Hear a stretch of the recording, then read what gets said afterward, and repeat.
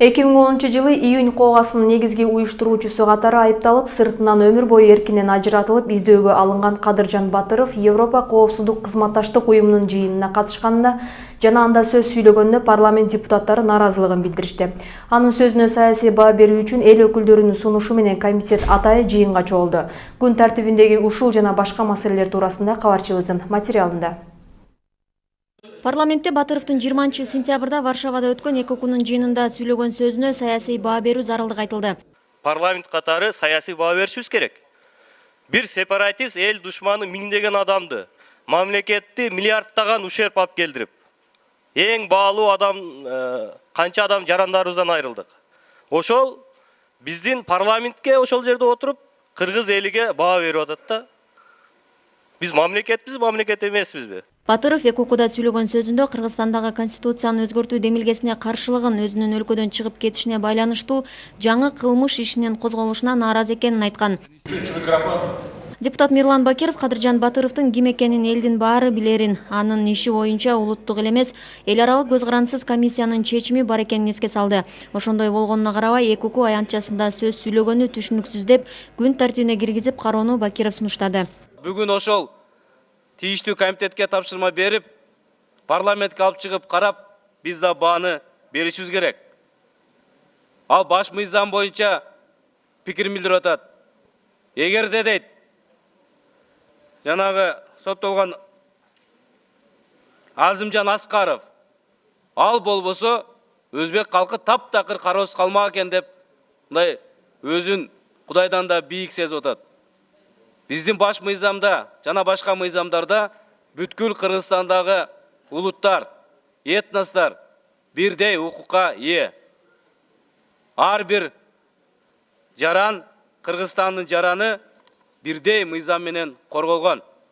Бүгүн акыл үйрөтүп, кандайдыр бир маселеде айтып атканда, жанында отурган Төлөкан Исмаилова, нарагында мүмкүн Абдрасулова да жүрөт. Ал кишилер кандай максат менен барды? Ал кишилер кандай өзүнүн адамдык касиети менен ошонун бир катарда отурат? Оң жагында, сол жагында. Биз ал үчүн түшүнүксүз. Биз сөзсүз жооп алышыбыз керек. Атамекенден депутат Алмамбет Шыкмаматов да Батыровдун ЭКОКу отурумунда сүйлөгөн сөзүн айыптап, жыйынга катышкан Тышкы иштер министрлигинин өкүлү татыктуу жооп бере албады деди. Ошол жерде мына көрүндү, биздин дагы расмий мына өкмөттүн өкүлү ошол жерде сүйлөп отурду. Жана бир жаш кыз сүйлөбөдү ошол өкмөттүн атынан. Ошол биздин МИДтин өкүлү экен да. МИДтин өкүлү дагы ошол жерден кескин түрдө мындай катуу айыпташ керек болчу да. Эмнеге мага сөз берип атасыңар? Бул деген эл аралык издөөдө жүргөн күнөөлүү адам. Бул ушундай эки элдин ортосундагы баягы кан төгүлөргө себепкер болгон адам деп күнөөлөп аткан адамды силер кармап Кыргызстанга берген ордуна кайрага сөз берип атасыңар деп катуу айтыш керек эле да. Сунушталгандай эле Батыровдун маселесин тармактык комитет карады. Анда Батыровду издөөдөн Интерпол баш тартканын ички иштер министринин орун басары Данияр Абдыкаров билдирди. Анын айтымында Кадыржан Батыров оор кылмыштарга айыпталып эл аралык издөөгө алынган. 2010-2012 жылы Интерполго бул багытта өтүнүч жиберилген. Бирок Интерпол издөө саясий мүнөздө деген негиз менен Батыровду кармоодон баш тарткан. Данияр Абдыкадыров билдиргендей, Батыровго Орусияда да алдамчылык боюнча издөө салынган. Ал эми башкы прокурордун орун басары Людмила Усманова Батыровду экстрадициялоо боюнча Швецияга өтүнүч жиберилгенин, анткени менен алардан да оң жооп келбегенин айтты. Күн тартибиндеги биринчи маселеге ар кандай маселелерге өтөбүз. Ар кандай маселелерде Мирлан Бакиров кесиптештерин жерлерди трансформациялоо боюнча мекемелер аралык комиссиянын ишине катышууга чакырды. Азыр 3 статья боюнча талаш тартыш болуп атат. Мына шаардыктар кече митингге чыгышты, биз чыгып жолугушуп келдик. Комитет каршы эмес. Мен жеке мүчөсү катарында, төрагасы катарында мен каршы эмесмин. Экинчи окуун режимине алып келип, кайра талаш тартыш 3 маселе боюнча караганга.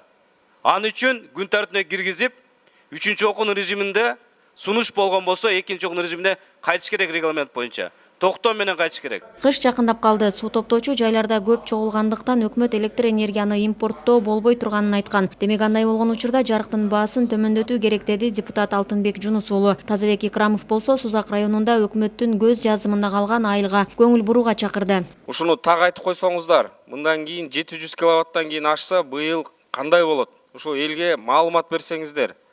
Себеби импорт болбойт. Болбосо, мына мыйзамда бар, импорт болбосо светтин баасы 1 сом 83 тыйындан болуш керек деп. Жаңы ортак айылы түзүлгөн ошо жерде. Мына ушу 10 жылдан ашык болду. Ошо жерде эч бир өкмөттөн эч кандай бир жардам да болгон жок. Ал жерге аларга көңүл да бурулбай келет да. Таштанды, айылга айланды ошо жер. Дарыянын жээгинде жайгашкандыктын себебинен ошо жердин элдери борон чапкын. Ошо жерден